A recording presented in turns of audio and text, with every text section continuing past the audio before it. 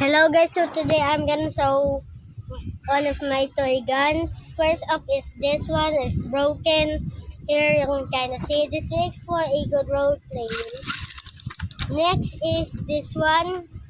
This actually needs ammo. You can, and also the magazine here. You can buy some ammos, but we have, but also in here it is very common to kids have these guns. These are called pellet guns. It doesn't automatically shoots. You have every single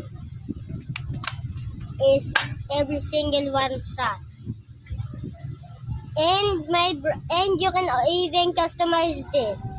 You can make it even stronger, but that is really hard. My brother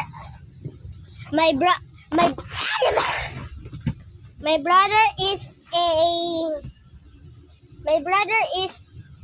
a basketball player, and he also knows how to bike and how to fix it, so it is pretty easy for him to make this stronger. First, he pulled out this top, then he does his thing. Next is this one. This is pretty good for ASMR. You can open this mouth. You can open his mouth like this too. Here. And also a little thing here for then buttons. Yeah. And also this. You can spin it. Next is this broken water gun.